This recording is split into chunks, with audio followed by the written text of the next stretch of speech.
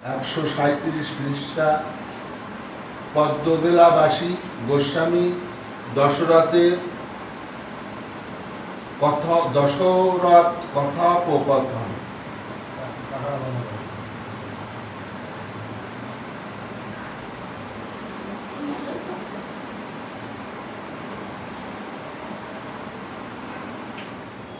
সাধু পদ্মবিলাবাসী তত্ত্বজ্ঞানী হরিনামে মত্ত নিশি সত্যবাদী জিতেন্দ্রীয় পুরুষ রতন পরে একাদশী ব্রত তুলসী সেবন 3 সন্ধ্যাবেলা জাপি তিলক ধারো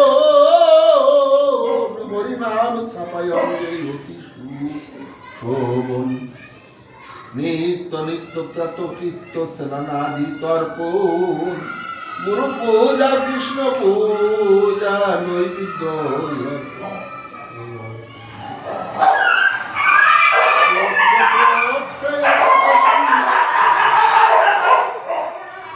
হরিবাস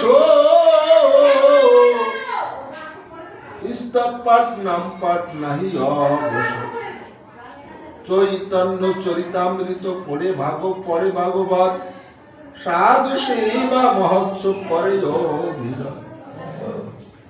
দিবাহারি এক সন্ধ্যা নাহি দিবজন আতবদণ্ডুলণ্ড লাবলাবাঞ্জন তৈল মৎস্য তাকি ভক্কে দিনে একবার রাত্রে কিছু ফলহার কবুয়ানহার। দেখো এই কৃষ্ণ নামে কত নিয়ম। এই দশরথ পদ্মবিলাবাসী এ কিন্তু একজন বৈরাগী। কৃষ্ণ নাম, তাহলে এই কৃষ্ণ নামের ভিতর কত কঠিন প্রথা, আর আমাদের হরি নামের ভিতর হাতের কাম করো মুখে নাম করো, কোনো বাধা বিঘ্ন নেই, সৎ চরিত্রে থাকো, সত্য কথা বলো, পর স্ত্রীকে মাতৃজ্ঞান করো। হ্যাঁ, এই তো আমাদের কয়েকটা কথা। আর এদের কত নিয়ম। আমাদের তো কোনো খাওয়া দাওয়ার নিয়মাদি নাই, একমাত্র আছে যে অজালমে ভক্তি নেই। অজলম্বু, তার জন্য আমরা এই খাসি পাঠা মতুয়ারা খাই,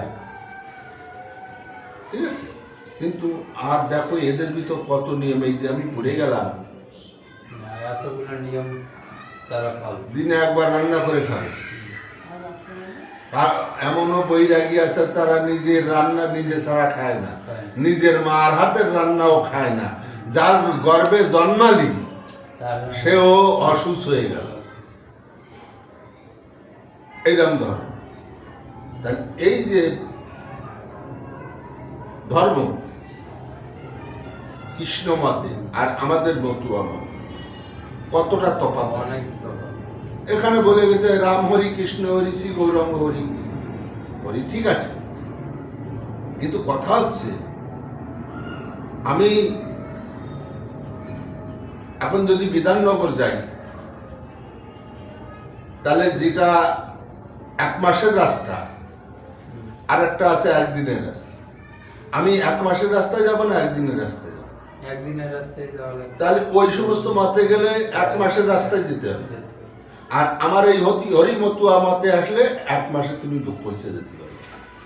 এটা হচ্ছে তফাৎ। হেনমতে সদা করে বিশুদ্ধ ভজন হরিনাম সংকীর্তনে সত্যতম গুণ দৈবে ব্যাধিযুক্ত হলো কার্তিক মাসেতে জ্বর হয়ে ভুগিলেন কতদিন হতে। দৈবে জ্বর হয়েছে, ব্যাধি হয়েছে, কে দিছে? কলিতে রোগা ভক্তি রোগ দিয়ে সব টেনে নিছে। তাই তো সাধু গোসাই যারা, তাদের এত রোগ বৃদ্ধি।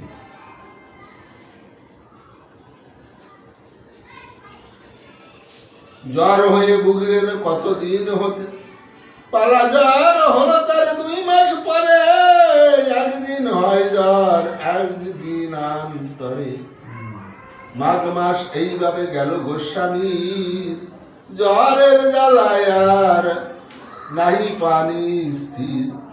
ফাল্গুন মাসেতে জ্বর বাড়িল অধিক, চৈত্র মাস শেষে জ্বর হইল ত্রয়ী।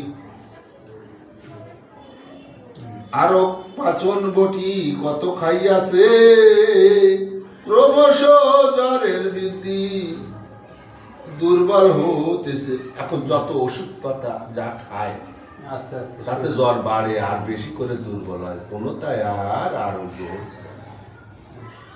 ঠিক আছে, এখন কেন হচ্ছে না, কি বৃত্তান্ত, সেটা এখন বলা যাবে না।